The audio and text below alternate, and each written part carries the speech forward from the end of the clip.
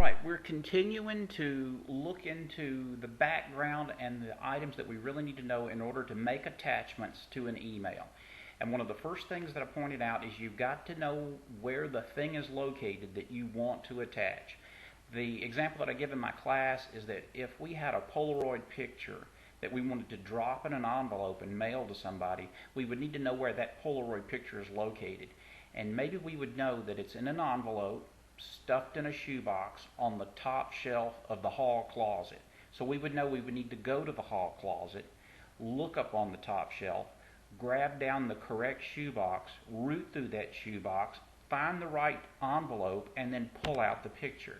So in that example, we know where that picture is. We roughly know where it is. Same thing with a computer. Let me give you an example.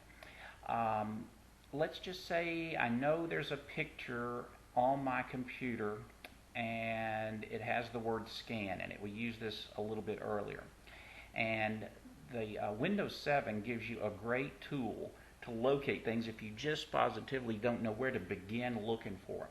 So you can click on the Start button. It's that button in the lower left corner of the computer.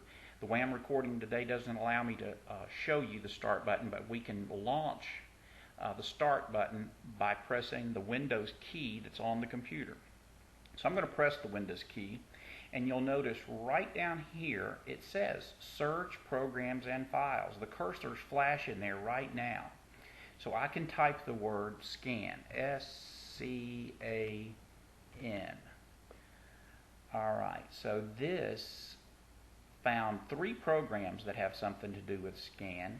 It found 4 articles within the control panel that has something to do with scan, but I'm interested in a document, and it's found 140 items in documents that has something to do with scan. So I think I'll go there. And again, this sometimes is trial and error. Maybe I'll do this later and decide that I need to go to files, but I'll start with documents. It's presented me with these 3, hoping that this might be what I want, but for the sake of argument and demonstration, I'm going to go to the full list, the full 140 items that it found, and we'll find something to make the point here. All right, I'm going to go with this one. We'll pretend that this one about Yellowstone Falls is the one that I want. So I need to know, where is this thing located? I know it has the name scan, but I need to know what folder this particular document or this particular picture is located in. So earlier we clicked on it one time, and then I right clicked on it. Then we came down to Open File Location, and it's telling me that this photograph is located in a folder called Day 4, which is in Yellowstone, which is in Class Files, which is in another folder called From the VIA, which is in Documents. So I would really have to dig to find that picture. Well, maybe I want to make it a little easier on myself. Now, this is where I might click on it and drag it over to desktop. And it says move to desktop. I don't want to move this from desktop in this particular example because I really want to keep these items intact. I have them here for a reason, but I would like for this picture or a copy of it to come over to the desktop. Here's how we do that. Press and hold the control button and then drag it over to the desktop. You see what that little tooltip is saying? It says copy to, and then when I float on desktop it says copy to desktop. Alright, now I'm going to let go of the mouse, and then I'm going to let go of the control button. It's important that you do it in that order, because if you let go of the control button first, you'll begin moving the picture, and we wanted to copy it.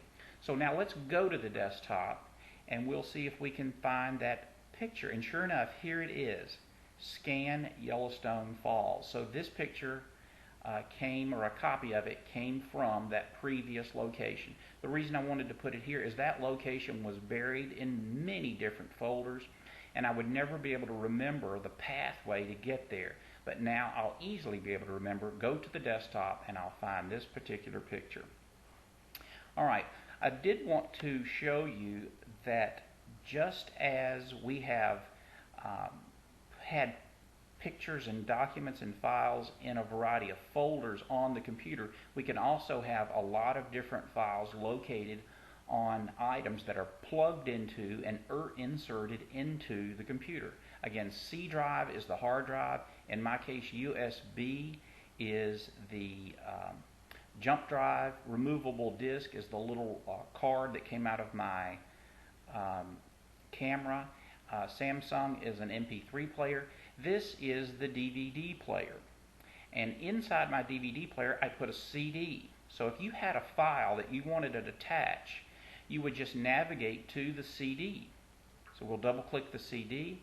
You can see the CD's got a multiple or a variety of files on it, but it also has folders, and typically what you're going to look for when it comes to photographs and drawings are going to be in JPG. So we'll open that folder, and now here are more folders. Here's a folder called Civil War. I'm going to open that one.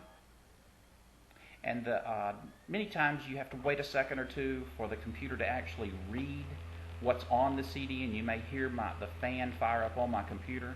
I'd like to get a better idea of what these look like, because DUP01258 really doesn't paint much of a picture for me.